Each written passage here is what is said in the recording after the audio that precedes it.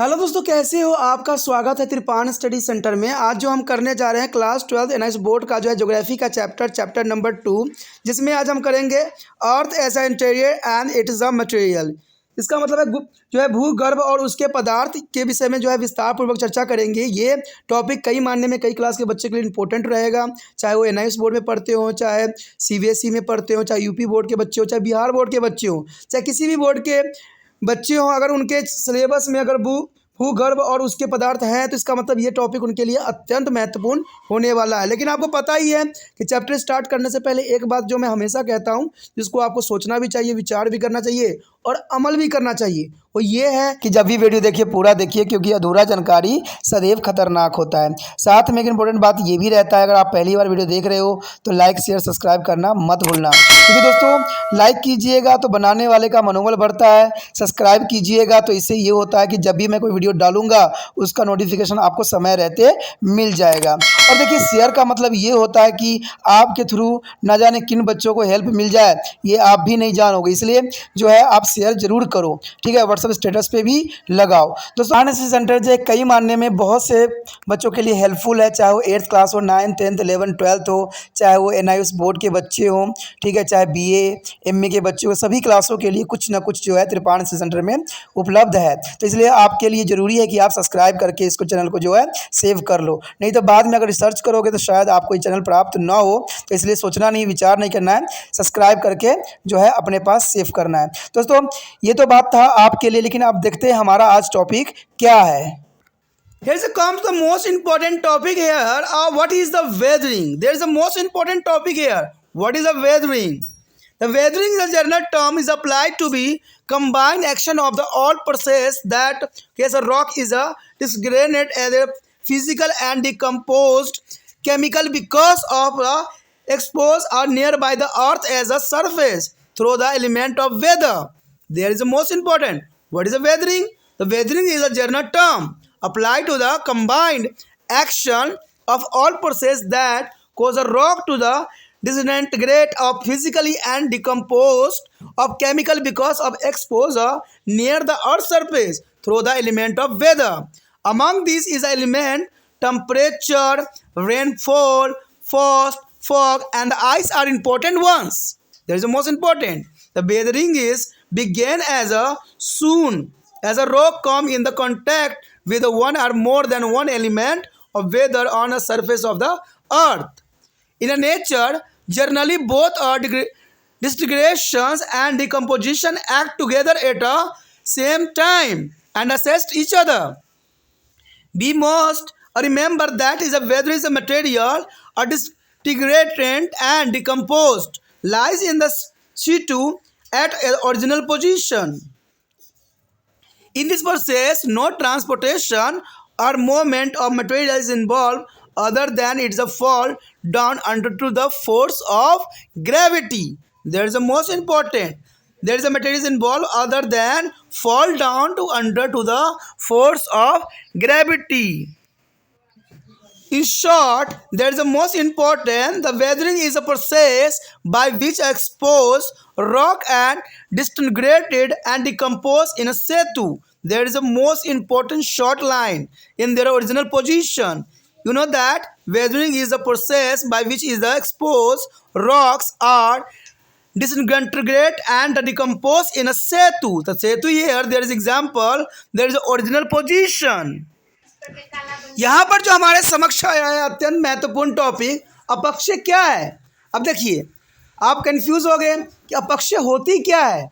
दोस्तों ये वेदरिंग कहते हैं इसको इंग्लिश में, तभी कहते हैं कुछ शब्द जो होते हैं हमें हिंदी में बहुत टफ लगते हैं और इंग्लिश में आसान होता है। अब देखिए यहाँ पर अपक्षय कहते हैं, अपक्षय क्या होता है। जनरली देखा जाए what is the weathering, weathering होता है, तो इसीलिए हमें दोनों लैंग्वेज जो है समझ होना चाहिए। कई बच्चे सोचते हैं कि आप इंग्लिश में सिंपली बता देते हो फिर हिंदी में समझाते हो। दोस्तों इंग्लिश और हिंदी के टर्म से जो है आप काफ़ी मजबूत हो गए। कई बार इंग्लिश में जो होती है आपको हिंदी के वर्ड इंग्लिश में जल्दी समझ में आ जाता है। कई बार एग्जाम में बच्चों ने जो है क्वेश्चन छोड़ देते हैं हिंदी वाले मीडियम के बच्चे, क्योंकि उनको इतना शुद्ध हिंदी दे रखे होते हैं कि वो समझ ही नहीं पाते हैं कि आखिर इसे कहते क्या है। लेकिन वही इंग्लिश के वर्ड देख लेते हैं, ये तो मुझे आता था क्वेश्चन, ये तो मैं कर नहीं पाया, तो ये गलतफहमी दूर करने के लिए ही त्रिपाण स्टडी सेंटर ने जो है हिंदी इंग्लिश दोनों में ही एक्सप्लेन करने का जो है मुहिम चलाया है। तो आप समझ सकते हो कि अपक्षय क्या है, यानी व्हाट इज़ अ वेदरिंग। तो वेदरिंग क्या होती है? धरातलीय शैलों की जो है विघटन मुख्य रूप से मौसम के तत्व के प्रभाव के परिणाम स्वरूप होता है। आपने देखा होगा कि धरातलीय मतलब धरती के शैलों का जो विघटन होती है, यानी विघटन होती टूटती है, ठीक है, मुख्य रूप से किसकी वजह से होता है दोस्तों? मौसम के प्रभाव के परिणाम स्वरूप होता है। अब सोचिएगा मौसम के प्रभाव के कारण कैसे होगा। मान लीजिए बहुत तेज धूप पड़ता है और कुछ समय के बाद बरसात हो जाती है, तो पत्थर क्या होगा? चटक जाएगा, चटकेगा कि नहीं? अगर ये एक्सपीरियंस भी आप लेना चाहते हो तो कोई पत्थर को इतना गर्म करो, उसको पानी में डाल दो, चटक जाएगा। ये जनरली होती है प्रोसीजर, ठीक है। तो यही बात यहाँ पर आता है कि धरातलीय शैलों के विघटन मुख्य रूप से मौसम के तत्व के प्रभाव के परिणाम स्वरूप होता है। इसमें तापमान, वर्षा, पाला, कोहरा, वर्षा, बर्फ मौसम के प्रमुख तत्व होते हैं और इन्हीं के कारण जो है ये जो वेदरिंग है जो है बहुत काफ़ी प्रभावित करता है। यानी तापमान हो जाए, वर्षा, पाला, कोहरा, वर्षा, बर्फ मौसमी और प्रमुख तत्व है। धरातल के शैल जैसे मौसम के तत्व के संपर्क में आते हैं वैसे ही उनका जो है अपक्षय आरंभ हो जाता है, यानी टूटना ये आरंभ कर देते हैं, वेदरिंग होना स्टार्ट हो जाता है। अपक्षय एक स्थानीय प्रक्रिया है। देखिए वेदरिंग जो है एक स्थानीय प्रक्रिया है और इसमें शैलों का विघटन और अपघटन मूल्य स्थान पर ही होता है। इसके लिए ज़रूरी बात तो सच्चाई है कि इसका एक जगह होगा, स्थान होगा जहाँ पर यह विघटन बहुत आसानी से हो जाएगा। हर जगह विघटन नहीं हो पाता है। विघटन तापमान में परिवर्तन और पाले के प्रभाव से होता है। जैसे मैंने भी बताया आपको कि तापमान में परिवर्तन होगा और फिर पाला पड़ेगा, तो जनरल सी बात है कि चटक ही जाएगा और चटकेगा तो उसकी जो है अपक्षय होना संभव है। और इस प्रक्रिया में शैलें टुकड़े में बिखर जाती है, यानी जो शैलें होते हैं छोटे छोटे टुकड़ों में कन्वर्ट हो जाते हैं और ये ऊंचे बढ़ते हुए तापमान को सह नहीं पाते हैं और टूटना इनकी स्वाभाविक क्रिया बन जाती है। ठीक है, आप भी देखते हो जब मौसम चेंज हो जाता है सडनली तो आप देखते हो कैसे बीमार पड़ जाती हो, तो जो है पत्थर भी एक तरह से बीमार हो जाते हैं और टूट जाते हैं वो लोग। जैसे हम लोग भी क्या बीमार पड़ते हैं तो बिल्कुल थक से और कमज़ोर से पड़ जाते हैं। तो ये मौसम के कारण ही जो है ये अपक्षय होता है और ये शैलें जो होते हैं बहुत छोटे छोटे टुकड़ों में विभक्त हो जाती हैं। अपघटन की प्रक्रिया में शैलों के अंदर रासायनिक परिवर्तन भी देखने को मिलता है, यानी यहाँ पर रासायनिक परिवर्तन भी आपको दिखेगा। शैलों में विभिन्न प्रकार के खनिजों के कण एक दूसरे के साथ दृढ़ता से जुड़े हुए होते, गुथे हुए होते हैं, लेकिन पानी में घुलकर कुछ खनिज कण अलग हो जाते हैं। कुछ खनिजों का जो है स्वरूप बदल भी जाता है, इसमें कोई दो राय नहीं। देखा ही होगा आपने कि बहुत से खनिज जो होते हैं टूट के जो है अलग अलग रूपों में बदल जाते हैं। प्रकृति में विघटन और अपघटन की प्रक्रिया साथ साथ चलती रहती है, यानी विघटन हो या अपघटन हो ये तो प्रक्रिया साथ साथ चलती ही रहती है। तो इंसान के जीवन में भी जो है विघटन और अपघटन की प्रक्रिया होती ही रहती है। अपक्षय पेड़ पौधों के जड़ों और जो है जीव जंतुओं के जो है बिल बनाने के कारण भी संभव होता है। अगर आप देखते होंगे कि अपक्षय पेड़ पौधों की जड़ों और कुछ जीव जंतु के बिल बनाने के कारण भी होता है। आप समझिएगा कि कैसे होता है। तो दोस्तों आपको पता ही होगा कि पेड़ पौधों की जड़ें जो होती है बढ़ते हैं, आगे बढ़ते बढ़ते आगे निकल जाते हैं और वो क्या करते हैं बड़े बड़े चट्टानों में भी समा जाते हैं। आपने देखा भी होगा अपने घर के आसपास कहीं भी देखा होगा कि आपके दीवारों में से जो होते हैं पेड़ पौधे उगाते हैं और ये पेड़ पौधे क्या करते हैं आपके घरों के जो दीवार होता है उसको ईंटों को चटका देते हैं। तो आप समझ सकते हो कि ये बड़े बड़े पत्थरों को किस प्रकार जो चटकाते होंगे। तो यही बात यहाँ पर भी बताने की कोशिश किया गया है कि ये जो होते हैं इनके जड़ें जो होते हैं बड़े बड़े चट्टानों को तोड़ देते हैं, अपक्षय कर देते हैं। उसी प्रकार जो है जो जीव जंतु होते हैं छोटे छोटे जीव जंतु होते हैं वो बिल बना देते हैं। आप सोचिएगा बिल चट्टानों में कैसे बन सकता है। दोस्तों यहाँ पर चट्टानों में बिल नहीं बनाते हैं, वो क्या करते हैं चट्टानों के आसपास अपना घर बनाने की कोशिश करते हैं और वहाँ बिल बना देते हैं और वही जब टेम्परेचर और वर्षा होती है तो ये पत्थर ढीला पड़ जाता है, वहाँ से लुढ़कने लगता है, यानी वो जो रोटेट करने लगेगा गिरने लगेगा और गिरने से क्या होता है आपस में टकरा के ये छोटे छोटे जो है कणों में कन्वर्ट हो जाता है। तो इस तरह से जो है अपक्षय हो जाता है। तो ये बहुत ही साधारण शब्दों में था कि ये बहुत ज़रूरी है कि पेड़ पौधों की जड़ों और जीव जंतुओं के बिल बनाने के कारण भी ऐसा होना संभव है। हमें यह बात सदैव ध्यान में रखनी चाहिए कि अपक्षय पदार्थ अपने मूल स्थान पर ही परे रहते हैं, यानी कोई भी जो अगर चट्टान देखोगे तो अपने मूलीय स्थान पे होते हैं और वहाँ पर जब गतिविधियाँ होती है तो इस तरह से जो है वो विघटित हो जाते हैं।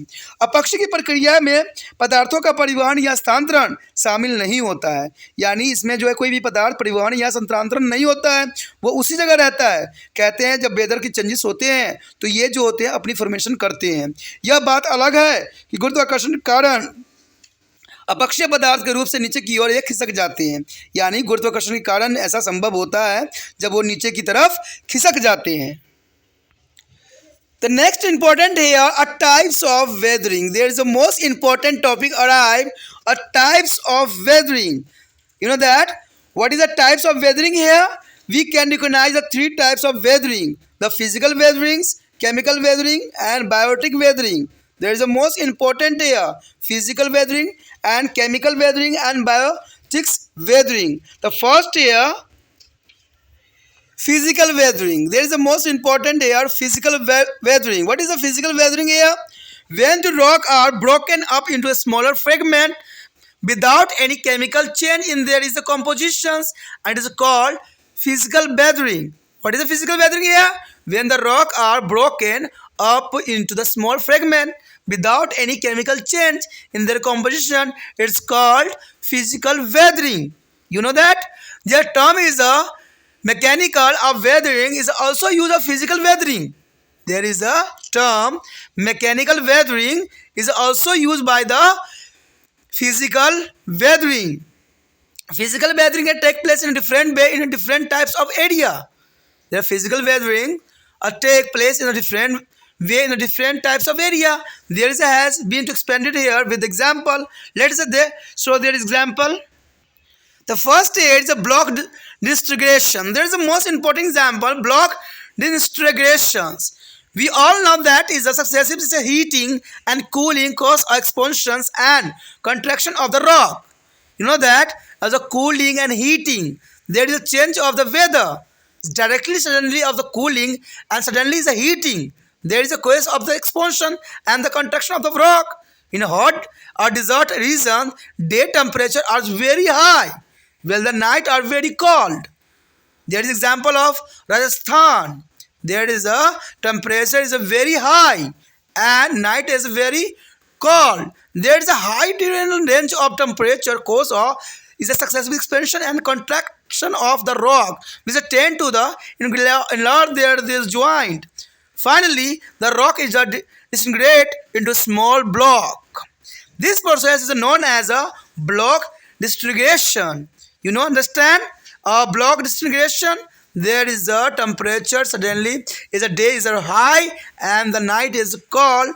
The rock head is the breakdown in a small block. This process here a block disintegration. They show the diagrams of block disintegration. This is the most important. Joint are the open both by front action, expansion and the contraction for the rock. You show that and the see now. The next here, exfoliation. There is a exfoliation is most important here. The rock are generally poor conductor of heat. The rock are generally poor conductors of heat. As a result of intense of heating, the outer layer of the rock expand rapidly, while their inner layers of remain almost unaffected by heat. Due to the successive expansion and contraction, the outer layer of the rock is subsequently peel off the form of main marks of the rock in form of concentric cell. The peelings of rock is a layer by this process is very similar to the peelings of successive layer of onions, and this process is called exfoliation. What do you mean to exfoliation here?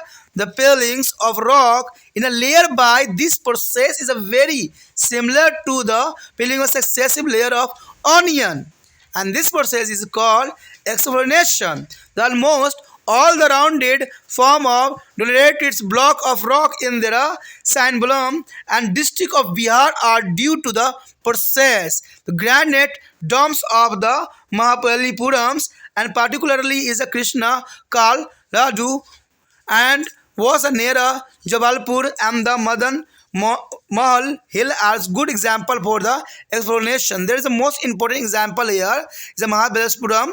Is particularly is a Krishna ka laddu. There is the most important here nearby the Jabalpur on the Madan Mahal Hill are good example for this process.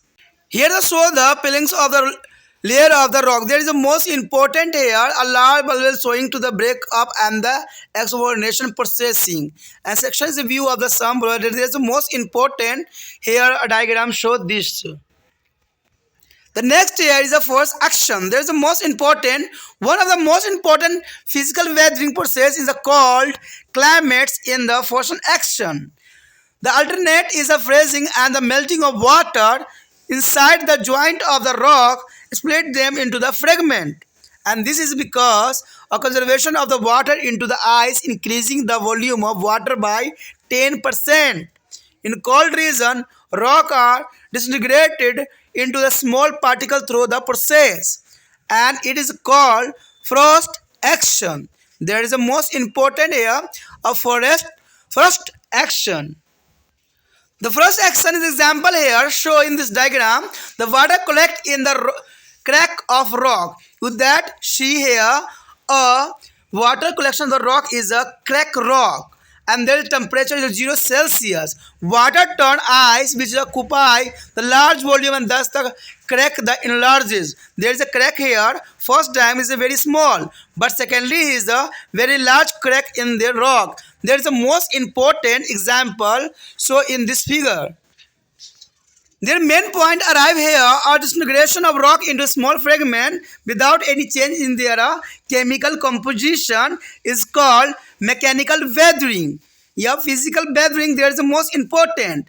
The rapidly heating and cooling of the rock is create a series of joint and the crack which is the land to the break up into the smaller block. This process is known as the block disintegrations. There is the most important and also important here a weathering process which is the outer layer of the rock fell out in their concentric cells due to the difference of temperature in the outer layer is called exfoliations. There is the most important also and breaking up to the rock due to the freezing of water in the rock and joint and crack is a very cold reason is called frost action. यहाँ पर जो हमारे समक्ष अत्यंत महत्वपूर्ण topic आ गया है अपक्षय के प्रकार यानी टाइप्स ऑफ वेदरिंग।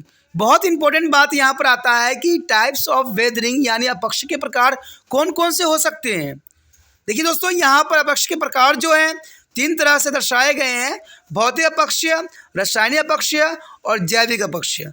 इसका अर्थ यही हुआ ना physical weatherings, chemical weathering and biotic weathering. तो ये बहुत इंपॉर्टेंट है और इसके विषय में हम चर्चा भी करेंगे लेकिन हम सबसे पहले देखते हैं हमारा भौतिक अपक्षय यानी फिजिकल वेदरिंग क्या है। यहाँ पर जैसे कि आ गया है भौतिक अपक्षय। तो देखिए भौतिक अपक्षय होती क्या है थोड़ा ध्यान से समझने की कोशिश करना। जब शेल अपने संगठन में बिना किसी रासायनिक परिवर्तन के छोटे छोटे टुकड़ों में टूट जाते हैं इसे हम भौतिक अपक्षय कहते हैं। देखिए जब शेल अपने संगठन में बिना किसी रासायनिक परिवर्तन के छोटे छोटे टुकड़ों में टूट जाते हैं इसे हम भौतिक अपक्षय कहते हैं। और भौतिक अपक्षय अधिकतर शुष्क और ठंडी जलवायु वाले क्षेत्र में ही होता है। यानी अगर देखोगे तो फिजिकल वेदरिंग जो होती है अधिकतर शुष्क और ठंडी जलवायु वाले क्षेत्रों में होता है। अब शुष्क का मतलब होता है जहाँ गर्म हो और सडनली ठंडा हो जाए। जैसे आपने राजस्थान भी देखा होगा वहाँ पर जो होता है दिन जो होती है बहुत ही गर्म होती है लेकिन नाइट देखोगे तो बिल्कुल चिल्ली होती है। तो इसमें जो है टेम्परेचर बदलती उतरती रहती है। बात करें यहाँ भौतिक अपक्षय विभिन्न प्रकार के क्षेत्रों में अलग अलग ढंग से भी होता है और इसके कुछ उदाहरण जो है आपके समक्ष प्रस्तुत है। यहाँ पर जो हमारे समक्ष आ गया पिंड विच्छेदन। आखिर पिंड विच्छेदन होता क्या है। मैंने आपको पहले भी कहा था कि हिंदी के शब्द जो होते हैं बहुत कठिन होते हैं तो आप कंफ्यूज हो जाइएगा कि पिंड विच्छेदन होती क्या है। अगर जनरली बात देखा जाए तो इसको जो है हम क्या कहते हैं ब्लॉक डिसग्रेशन इसे हम कहते हैं पिंड विच्छेदन हिंदी में। हम सभी जानते हैं कि गर्मी के कारण शैल फैलती है और सर्दियों के कारण सिकुड़ जाती है। ये जनरली बात है दोस्तों, बहुत इंपॉर्टेंट बात भी है कि अगर सर्दी पड़ती है तो कोई भी चीज़ जो होता है सर्दियों के कारण क्या होता है, सिकुड़ जाता है। यहाँ के हम लोग भी सिकुड़ जाते हैं। और गर्मी रहता है तो हम लोग फैले हुए होते हैं। देखते हो हम लोग जैसे सर्दी पड़ता है हम लोग जो होता है हम कपड़ों के अंदर कैसे सिकुड़ से जाते हैं, लेकिन जैसे गर्मी होता है सारे कपड़े हम हटा देते हैं। ठीक है, हम एक दो कपड़े ही रखते हैं। तो ये बातें जो होता है जीव जंतु पेड़ पौधे सब चीज़ के लिए भी ये बात मान्यता रखता है। तो इवन रॉक के लिए भी यही बात होता है कि गर्मी के कारण शैल जो होती है फैल जाती है, यानी चट्टानें जो होती है फैलती है, लेकिन जैसे सर्दी पड़ती है वो सिकुड़ सी जाती है। जब गर्म जो है मरुस्थलीय प्रदेशों में दिन में जब तापमान उच्च हो जाता है, आपको शायद पता भी हो कि जो अगर आप राजस्थान के साइड जाओगे ना तो दिन में इतनी गर्मी पड़ती है कि आप बर्दाश्त नहीं कर सकते। लेकिन इसके विपरीत रात जो होती है बहुत ही ठंडी होती है, बहुत ही ठंडी होती है। तो आप समझ सकते हो कि पत्थरों के टूटने में जो है यहाँ पर कितना जो है हेल्प हो सकता है। दैनिक ताप जो है परिसर से अधिक होने के कारण शेल बार बार फैलते हैं और सिकुड़ते रहते हैं। और कोई चीज़ बार बार फैलेगा बार बार सिकुड़ेगा तो इरिटेट नहीं हो जाएगा? आपको भी बार बार जो है वही बात बताऊँ मैं तो आप इरिटेट नहीं हो जाओगे? तो इसके कारण क्या होता है कि ये सिकुड़ना और जो है फैलने, तो इसके उनके दरारें और जड़ें जो है चौड़े होते चले जाते हैं। अंततः शेल जो है छोटे छोटे टुकड़ों में टूट जाते हैं। और इस प्रक्रिया को जो है हम पिंड विच्छेदन कहते हैं या ब्लॉक डिसइंटीग्रेशन कहते हैं। तो ये बहुत आसान है। अब चलिए देखते हैं डायग्राम में कैसे दर्शाया गया है। यहाँ पर अगर आप देखिएगा तो पिंड विच्छेदन यानी ब्लॉक डिसइंटीग्रेशन का जो है साफ एग्जाम्पल दिखाया गया है कि विषण के जो है निरंतर फैलने सिकुड़ने से शैलों के दरारें बढ़ते चले जाते हैं। यहाँ पर दरार आपको दिख रहा होगा, ये दरार जो है धीरे धीरे गर्मी के वजह से और सर्दी की वजह से जो है दरारें बढ़ती चली जाती है। और एक समय ऐसा आता है जब ये टूट के गिर जाती है, छोटे छोटे टुकड़े में कन्वर्ट हो जाती है। तो ये बहुत ही अच्छा एग्जाम्पल है यहाँ पर फिजिकल जो है वेदरिंग का। उसके पश्चात हमारे समक्ष जो आया है दूसरा पॉइंट, अपशल्कन। अपशल्कन का मतलब क्या होता है? अगर हम इंग्लिश में देखें तो इसका मतलब होता है एक्सीफोलेशन। ठीक है, एक्सीफोलेशन कहते हैं इसको। ठीक है, अगर इसकी बात हम देखें तो कहते हैं शैल सामान्यतः ताप की कुलचालक होता है। आपको पता ही होगा कि जो रॉक होते हैं टेम्परेचर के कुलचालक होते हैं। कुलचालक का मतलब होता है कि इसका मतलब ये टेम्परेचर को सहते अधिक नहीं है। ठीक है, शैल सामान्य ताप के जो है कुलचालक होते हैं। इसलिए यहाँ पर बहुत सामान्य बात आता है कि ये जो होता है एक तरह का इंसुलेटर का काम करता है, यानी कंडक्टर का काम नहीं करता है। ठीक है, इंसुलेटर का काम करता है। सामान्य ताप जो है इंसुलेटर होता है। अधिक गर्मी के कारण शैलों की बाहरी परतों में जल्दी फैल जाती है, यानी जैसे गर्मी पड़ती है फैल जाती है। जैसे मैंने भी बात किया कि जो है गर्मियों में हर चीज़ जो है फैल जाती है, लेकिन भीतरी परतें गर्मी से लगभग अप्रभावित रहता है। लेकिन अगर आपको पता हो ऊपर बेशकली गर्म पड़ता है, बट अंदर जो आधुनिक पार्ट होती है उसमें गर्मी इतना नहीं होती है, तो वो अप्रभावित रह जाता है। और बार बार फैलने और सिकुड़ने से शैलों की बाहरी परतें शैल के कुछ भाग से अलग भी हो जाते हैं, टूट जाता है। इस प्रक्रिया में शैलों की परतें प्याज के छिलके की तरह ही उतरती चली जाती है। आपने देखा भी होगा कि प्याज के छिलके जो होते हैं गर्मी के कारण उतरते चले जाते हैं। तो ये जनरली आपके समक्ष एग्जाम्पल है, जो घरों में भी आप देख सकते हो। बिहार के जो है सीहोर जिले में जो है डेलोराइट शैलों के जो है गोलाकार पिंड का निर्माण इसी प्रक्रिया के द्वारा भी हुआ है। अगर बात करें हम महाबलीपुरम में जो है ग्रेनाइट के जो गुंबद विशेष रूप से कृष्ण की लड्डू तथा जबलपुर के जो है पास मदन महल की पहाड़ियों ग्रेनाइट के गुंबद अल्पशल्कन के सबसे अच्छे उदाहरण है। यानी ये जो है एक्सीफोलिकेशन का सबसे अच्छा एग्जाम्पल है कृष्ण का लड्डू। ठीक है, महाबलीपुरम में जो ग्रेनाइट गुंबद के पास बना हुआ है, और यहाँ पर जो है जबलपुर के पास ही बना हुआ है मदन महल। ठीक है, जहाँ पहाड़ियों ग्रेनाइट के गुंबद बनाया गया है, जो कि अपशल्कन के जो है सबसे अच्छा एग्जाम्पल के रूप में देख सकते हो। इसी प्रक्रिया का जो है यहाँ पर सबसे अच्छा एग्जाम्पल है डायग्राम के थ्रू कि शैलों की परतों का उतरना। देखिए, अपशल्य द्वारा चट्टानों की ऊपरी परत की जो है उतरना टूटना। तो ऊपरी परत का टूटना जैसे प्याज की तरह हम पहले भी चर्चा कर चुके हैं कि प्याज के जैसे छिलके उतरते रहते हैं सूख के, वैसे चट्टान भी सूख के जो है प्याज के छिलके की तरह उतरते रहते हैं। तो ये जो है शैल परतों की उतरना ही जो है इसको हम क्या कहते हैं, एक्सीफोलिकेशन कहते हैं। तो जो काफ़ी इंपॉर्टेंट भी है। उसके पश्चात हमारे समक्ष जो आता है तुषारी अपक्षय। तुषारी का मतलब होता है फोर्स्ड एक्शन। ठीक है दोस्तों, ये इंग्लिश में क्या कहते हैं इसको, फोर्स्ड एक्शन कहते हैं। बहुत ठंडे पर्वतीय प्रदेशों में शैलों की दरारें और जड़ों में जो है भरा जल बार बार जमता और पिघलता रहता है। बार बार जमता और पिघलता रहता है। इसे सेलों के टुकड़े टुकड़े टुकड़े हो जाते हैं। ऐसा इसलिए होता है कि जब पानी बर्फ के रूप में जम जाता है तो उसका आयतन 10% बढ़ जाता है। और आपको पता है ठंडे प्रदेशों में इस प्रक्रिया के द्वारा शेल छोटे टुकड़े और कणों में बिखर जाती है, जिसे हम तुषारी अपक्षय कहते हैं। इसका अर्थ हुआ कि अगर मान लीजिए जैसे कि मान एक पत्थर है, पत्थर में क्या हुआ, दरार पड़ गया, ठीक है, दरार पड़ गया और उसमें पानी भर गया, बरसात हुई, पानी भर गया, लेकिन क्या हुआ, टेम्परेचर चेंज होने के कारण क्या हुआ, वही पानी जो है जम गया। आपको पता है कि पानी जो होता है लिक्विड फॉर्म में होता है तो उसका आयतन अधिक नहीं रहता, लेकिन जैसे वो जमता है उसकी आयतन थोड़ी बढ़ जाती है और थोड़ा सा बढ़ेगी, थोड़ा सा जो पत्थरों में आपस में दरार को जो है और बढ़ा देगी, और जैसे दरार बढ़ेगी वो क्या हो जाएगा, टूट जाएगा। तो इसी को हम फोर्स्ड एक्शन कहते हैं। जैसे कि एग्जाम्पल में भी यहाँ दिखाया गया है, डायग्राम के थ्रू भी समझाने की कोशिश किया गया है। देखिए इस डायग्राम से आपको क्लियर हो जाएगा तो सारी अपक्षय के बारे में। यहाँ पहले डायग्राम आप जो दिख रहा है आपको, उसमें देखिए छोटा सा दरार पड़ा हुआ है, इसमें क्या भरा हुआ है, पानी भरा हुआ है। दो यहाँ पर आपको दिख रहा होगा, छोटा और एक बड़ा, दोनों में पानी भरा हुआ है। लेकिन जैसे ये 0 सेल्सियस तापमान पर पक पड़ गया तो ये बर्फ़ के रूप में कन्वर्ट हो गया, और जैसे बर्फ़ के रूप में कन्वर्ट हुआ ये दरारें और फटने लग गई, और फटने से क्या हुआ, चट्टान धराशायी हो गया, और धराशायी होकर क्या हो गया, ये छोटे छोटे कणों में कन्वर्ट हो गया। यहाँ पर जो हमारे समक्ष आया अत्यंत महत्वपूर्ण इन्हीं बातों का जो एक समरी टाइप है, जिसको आपको समझ लेना चाहिए कि हमने अभी तक हमने क्या क्या समझने की कोशिश किया है। देखिए संगठन में रासायनिक परिवर्तन के बिना शैलों का छोटे छोटे टुकड़ों में टूटना ही भौतिक अपक्षय कहलाता है, ठीक है। उसके बाद है शैलों के जल्दी जल्दी फैलने और सिकुड़ने से उनमें जो जोर और दरारें पड़ जाती है, परिणाम स्वरूप छोटे छोटे जो है पिंडों में टूट जाती है। यह प्रक्रिया पिंड विच्छेदन कहलाती है, यानी इसे हम क्या कहते हैं, पिंड विच्छेदन कहलाता है, यानी ब्लॉक डिसइंटीग्रेशन कहलाता है। अपक्षय की वह प्रक्रिया जिसमें तापमान की विभिन्नता के कारण शैलों की बाहरी परत प्याज के छिलके की तरह उतर जाती है, अपशकल कहलाता है, यानी हम इसको एक्सोफ्लोरेशन कहते हैं।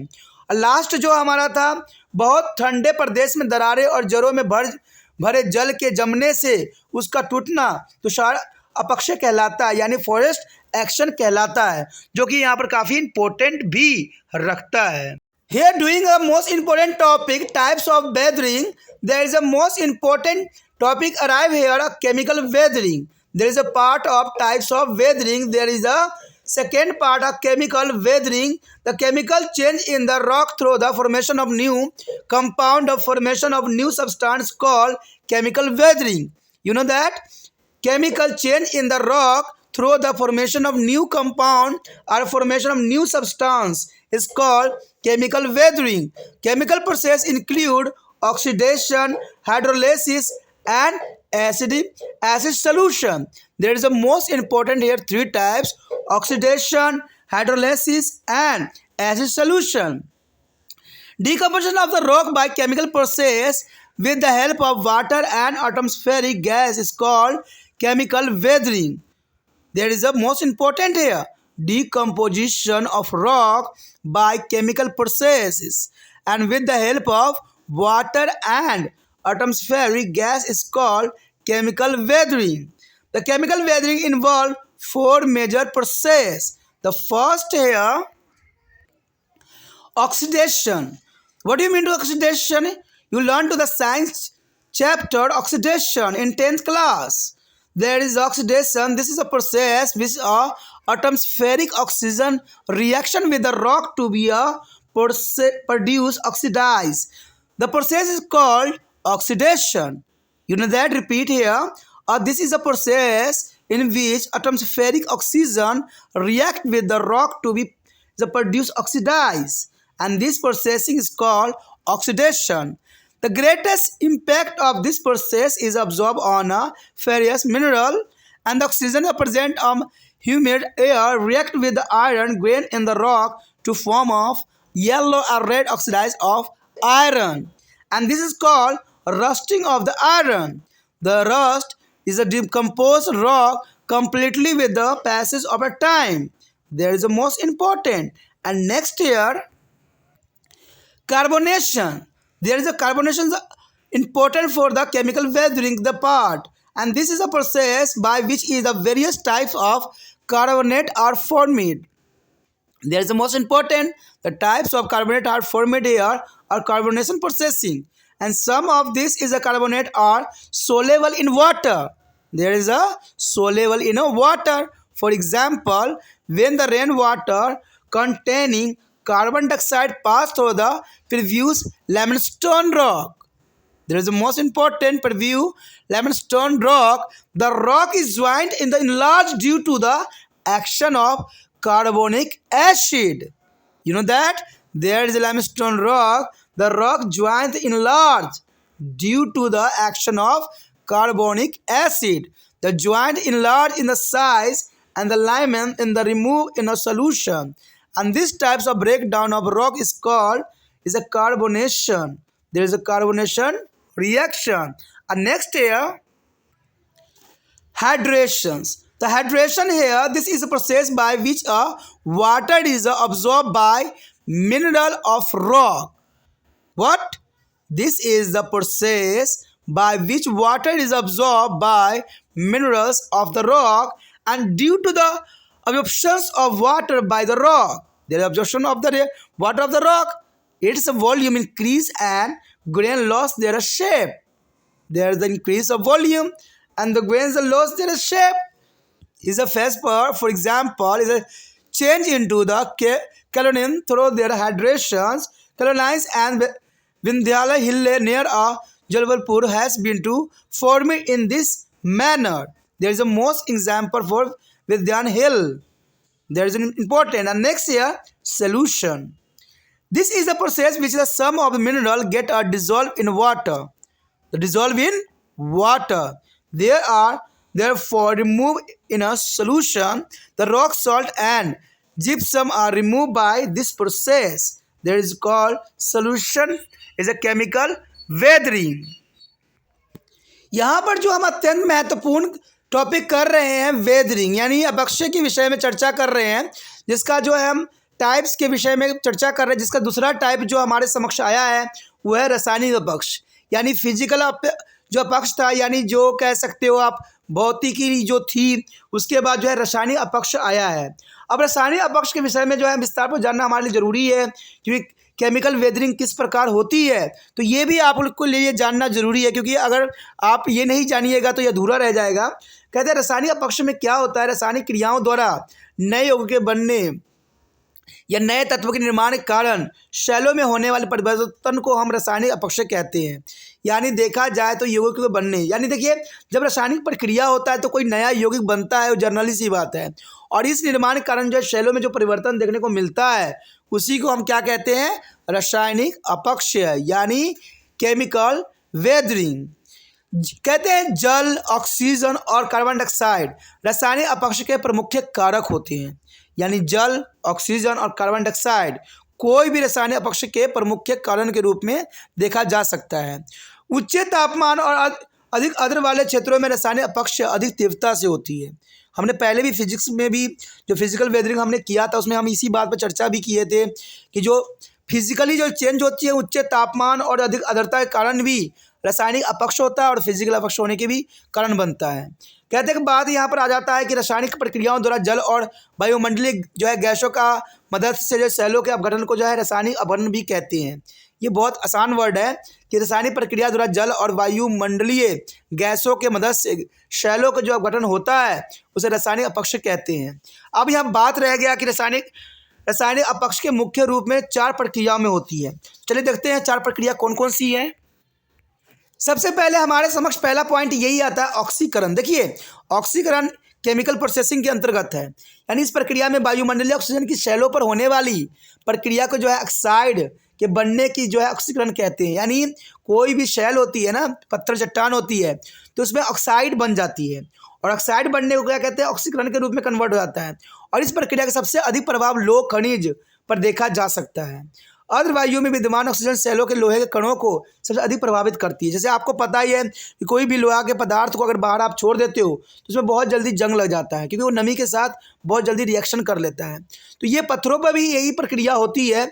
आर्द्र वायु में विद्यमान ऑक्सीजन सेलों के लोहे कणों को सबसे अधिक प्रभावित करता है और जैसे लोहे के पीले या लाल ऑक्साइड बन जाते हैं, यानी उस पर जंग लग जाता है, जिसके बारे में आपको पता भी होगा। इसे लोहे पर जंग लगना कहते हैं और कालांतर में ये जंग शैलों को पूरी तरह से अपघटित कर देता है। आपने सुना भी होगा कि जंग लगने के कारण बड़े बड़े जो महल है वो भी धराशायी हो जाते हैं, और जो है कहते हैं बड़े बड़े पुल हो कुछ भी हो वो जो होते हैं जंग लगने के कारण जो है बिल्कुल ख़राब से टूट भी जाते हैं। तो आप समझ सकते हो कि वायु जो है ऑक्सीकरण जो है कितना महत्वपूर्ण होता है किसी भी चीज़ को विघटन करने के लिए। तो कहते हैं ये बहुत भी इम्पोर्टेंट बात था और बहुत ही इम्पोर्टेंट प्रक्रिया थी। उसके पश्चात हमारे समक्ष आता है कार्बोनेटीकरण। देखिए कार्बोनेटीकरण क्या है? इस प्रक्रिया से जो है विभिन्न प्रकार के कार्बोनेट बनते हैं और इनमें से कुछ पानी में घुलनशील भी होते हैं। उदाहरण के लिए जब कार्बन डाइऑक्साइड युक्त वर्षा का जल चूने की प्रवेश शैलों के होकर गुजरता है तो इस शैलों के जोड़े जो है कार्बनिक अम्ल की प्रक्रिया से काफ़ी चौड़ी हो जाती है, और ये जो है धीरे धीरे इन जोड़ों की जो है चौड़ाई बढ़ती चली जाती है और ये चूना पानी में घुल कर बह जाती है, और शैलों के इस प्रकार जो गठन को जो है कार्बोनेटीकरण कहते हैं। देखिए बहुत ज़रूरी बात यहाँ आया है कि ये धीरे धीरे चौड़ी होती चली जाती है, और चौड़ी होने की वजह से क्या होता है, धीरे धीरे चौड़ाई बढ़ने की वजह से क्या होता है, ये दरारें बन जाती है, और दरारें बनने से आप समझ सकते हो कि ये टूट जाती है। तो इसी को जो है हम कार्बोनेटीकरण अभिक्रिया कहते हैं, और इससे सेल का जो है विघटित होना संभव होता है। उसके पश्चात हमारे समक्ष आता है जल योजन। देखिए जल योजन क्या है? इस प्रक्रिया से शैलों के खनिज में जल अवशोषित हो जाते हैं, यानी जल जो है अब्जॉर्ब कर लेते हैं, ठीक है, और जल के अवशोषण से शैलों का आयतन बढ़ जाता है। जनरली सी बात है, कोई पत्थर है अगर वो सिंपल है तो उसमें क्या है भार नहीं होगा, लेकिन जैसे वो पानी पी लेता है तो उसकी भार बढ़ जाती है, ये आपने देखा भी होगा। कहते हैं आयतन बढ़ जाता है, इसकी कणों की आकृति भी बदल जाती है। और उदाहरण के लिए जल योजन के द्वारा जो है पेलस्पार नाम के खनिज कॉलिन्स मृदा में बदल जाता है। कहते हैं जबलपुर के निकट जो है विंध्याचल की पहाड़ी पर क्लोन मृदा का जो है निर्माण इसी प्रक्रिया द्वारा ही होता है। कहते हैं जल योजन भी जो होते हैं बहुत काफ़ी इंपॉर्टेंट होता है, क्योंकि जल की देखिए कोई भी चीज़ में अगर जल बढ़ जाएगा तो जनरल सी बात है उसकी आयतन बढ़ जाएगी, और जब आयतन बढ़ेगी तो उसका टूटना जो है संभव हो जाता है, क्योंकि यह आसानी से टूट जाता है। उसके पश्चात हमारा रासायनिक अपघटन के जो है लास्ट टॉपिक है घोलन, यानी जो है सोल्यूशन। देखिए इस प्रक्रिया में कुछ खनिज पानी में घुल जाते हैं और वो पानी में घुल कर बह भी जाते हैं, और सेंधिया नमक और जो है जिप्सम इसी प्रक्रिया द्वारा बहा लिए जाते हैं, और इससे भी जो होता है काफ़ी रॉक को जो है काफ़ी प्रभावित होता है। बात यहाँ कर एक इम्पोर्टेंट बात की तो रासायनिक अपक्ष में ऑक्सीकरण, कार्बोनेटीकरण, जलयोजन और जो है घोलन की प्रक्रिया शामिल होती है, यानी इन्हीं चार प्रक्रियाओं के अंतर्गत जो है रासायनिक अपक्षय घूमता और इन्हीं कारण जो है सारे संभव भी हो पाता है। There is a types of weathering. There is a next topic here a biotic weathering. There is a most important biotic weathering. I have also done by the physical weathering, chemical weathering, and the next year biotic weathering. The biotic weathering is a carry out of the plant, animal, and the man. There is a three factor is the main of weathering in the biotics here. The first here are plants. The plants are contribute to the both is a mechanical and chemical weathering. The roots of the plant penetrate into the joint of the rock, and they grow longer and the thicker in the manner they exert a pressure on the rock, and the rock joint are thereby enlarged and break into the smaller fragment. There is a most important here. Here show the diagram of effect of vegetation on the rock. There is a most important example show here. A rock is a plant enlarged, correct joint to the rock in their show in the diagram, and the soil joint, and as the root is a grow into the joint, the open up. There is a most important here a breakdown to the rock in a plant. The next here is a animal. There is a most important here a browsings animal like a earthworm, rat, rabbit, termites, and the ant breaks down to the rock.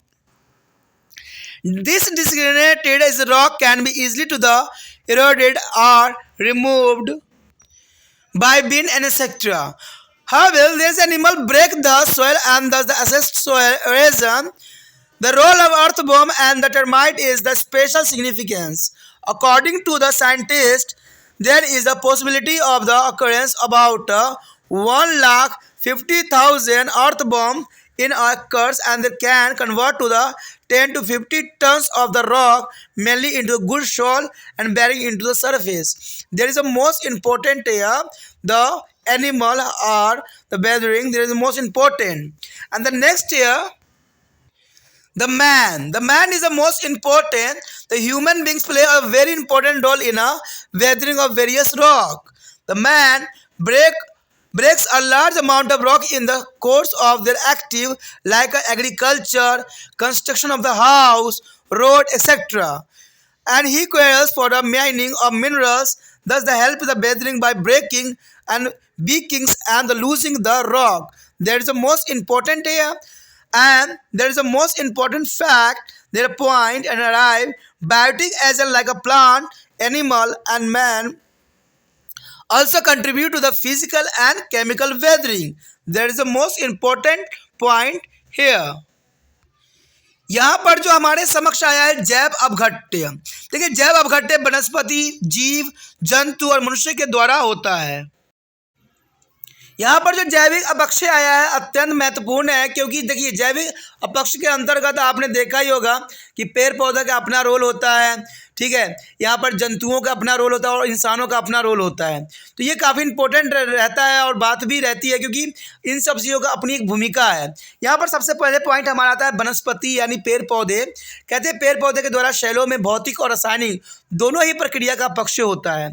पेड़ पौधे की जड़ें शैलों के जड़ों में घुस जाती है और समय के साथ जड़ें लंबी और मोटी होती चली जाती है, और इस तरह सेलों के जोड़े पर जो उनका दबाव निरंतर बढ़ता ही चला जाता है और अंततः वह टूटकर छोटे छोटे टुकड़ों में बिखर जाते हैं। आपने देखा होगा कि बड़े बड़े बिल्डिंग होते हैं, वहाँ पर पेड़ पौधे उग जाते हैं और उन पेड़ पौधे क्या करते हैं, बड़े बड़े बिल्डिंग को जो है दरारें डाल देती है। तो ये सब कारण इसी से होता है, क्योंकि जैसे धीरे धीरे जड़ें जो होती है अपना जो है ग्रोथ करेगी तो दरारें डालना संभव है। ये आप अपने आसपास कहीं भी देख सकते हो, घर जो पुराने होंगे उनमें जो होगा कोई पेड़ पौधे जरूर निकले हुए होंगे और उस पेड़ पौधे के कारण क्या होगा, पूरे ईंट में जो है दरारें पड़ गई होगी। तो इसी प्रकार जो है यहाँ पर वनस्पति जो है इस तरह के सेलों को जो है बिखरने में अपना अत्यंत महत्वपूर्ण योगदान देती है। जैसे कि यहाँ पर जो है पिक्चर भी शो किया गया है। देखिए, जिस बात को मैं अभी चर्चा कर रहा था कि दीवारों में जो है कोई पेड़ पौधे उग जाते हैं, यहाँ पर भी दीवार बनाई गई है, पेड़ पौधे उगे हुए हैं और इनके जड़ें जो है धीरे धीरे उसमें दरार डाल रही है, ठीक है, यानी वृक्षों की जड़ें दरारें को चौड़ी करती चली जा रही है और जैसे जैसे वो उसकी जड़ें बढ़ती है उनकी दरारें जो है फैलती चली जाती है। तो अंत में क्या होगा, दरारें जो है टूट टूट के टुकड़े टुकड़े हो जाएंगे। तो इस तरह से जो है यहाँ पर वनस्पति की जो है शैलों पर काफ़ी प्रभाव डालते हैं। उसके पश्चात हमारे समक्ष है जीव जंतु यानी एनिमल कैसे करते हैं। देखिए, बिल बनाकर रहने वाले जीव जैसे केचुआ, चूहे, खरगोश, दीमक, चींटियाँ शैलों के जो है तोड़ फोड़ते रहते हैं। विघटित शैलों को आसानी से अब अपरिधित हो जाती है और पवने इन्हें जो है उड़ाकर ले भी जाती है। जानवरों के खुरों से जो है मिट्टी उखड़ जाती है और इससे मृदा अपरदन की तेजी हो जाती है। केचुआ और दीमक का कार्य विशेष रूप से महत्वपूर्ण होता है।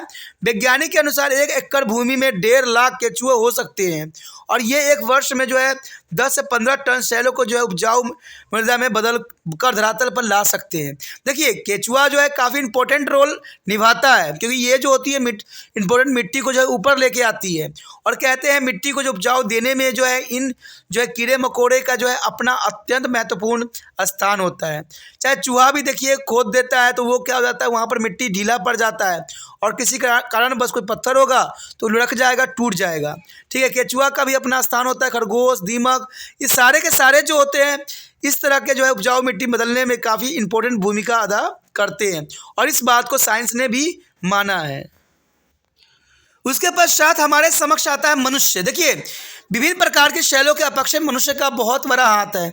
आपको तो पता ही होगा कि कुछ हो चाहे ना हो, मनुष्य ने तो हर चीज़ को जो है तहस नहस कर दिया है।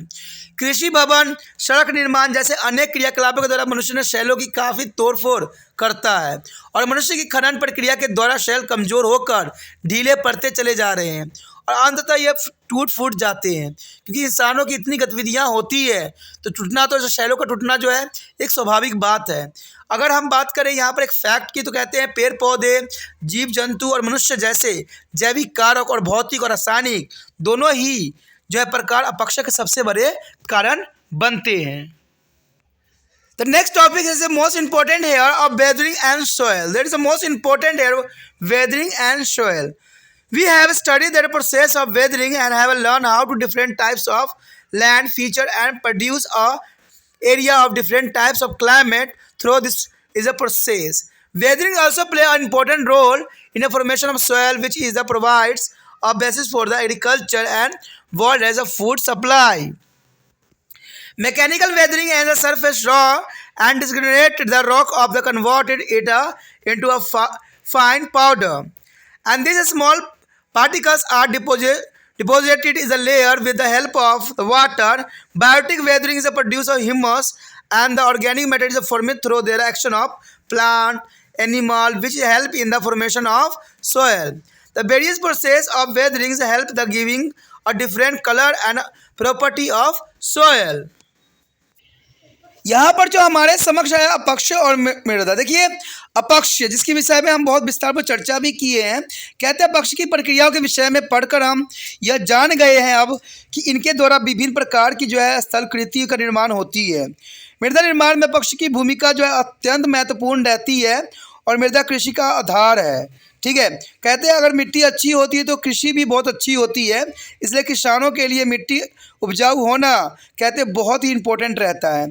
कृषि से सारे संसार को भोजन मिलता है और कृषि ही जो है हमारा देश भी आश्रित है। कहते हैं अगर बात देखा जाए यहाँ पर भौतिक अपक्ष जो है धरातलीय शैलों को विघटित करते हैं, यानी भौतिक अपक्ष जो होते हैं वो धरातलीय शैलों को विघटित करके उन्हें जो है बारीक चूरों में बदल देते हैं और जल इन छोटे छोटे शैल कणों को जो है परतों के रूप में जो है बिछा देता है।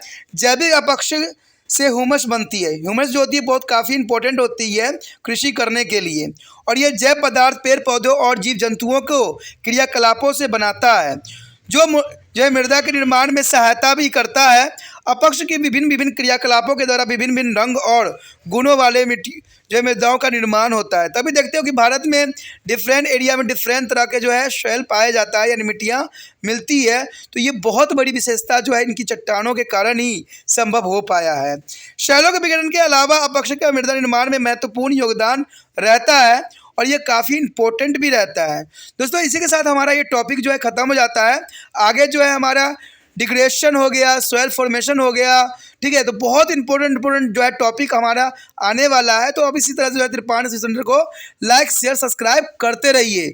इसमें से दो बातें अत्यंत महत्वपूर्ण रहता है।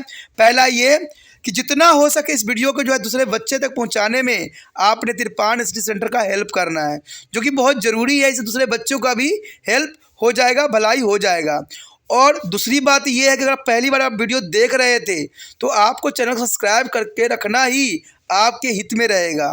ठीक है, अगर चैनल सब्सक्राइब नहीं कीजिएगा तो आप तिरपान स्टडी सेंटर का जो है फ़ायदा नहीं उठा पाइएगा। ठीक है, आप ये सोचिएगा कि तिरपान स्टडी सेंटर को जो है बाद में रिसर्च करके दोबारा प्राप्त कर लूँगा, तो शायद आपको ये संभव भी ना हो, क्योंकि कोई भी टॉपिक को अगर आप रिसर्च कीजिएगा तो उसमें जो है बहुत चेंजेस देखने को मिलेगा। पहले वो वीडियो आएंगे जो पहले यूट्यूब पे मौजूद है। अगर आप तिरपान स्टडी सेंटर आपको अच्छा लगता है तो आप जो इसको सब्सक्राइब कर लेने में ही आपको फ़ायदा है, क्योंकि इससे आपको होम पेज मिल जाएगा और होम पेज पे आपको पता ही कि सभी वीडियो उपलब्ध होते हैं। तो आप सोचिएगा कि मैं इसको ढूंढूंगा कैसे, तो आपको ये पता होना चाहिए कि तिरपान सेंटर ने हर एक विषय को जो है एक सीरीज़ वाइज ही बनाया है। अगर आपके सिलेबस के सीरीज़ वाइज मिल जाते हैं तो वहाँ पर आपके रिगार्डिंग जितने भी ज़रूरी वीडियो होंगे वो प्राप्त हो जाएंगे। तो आप उस वीडियो को देख के, समझ के, सोच के अच्छे अंक प्राप्त कर सकते हो।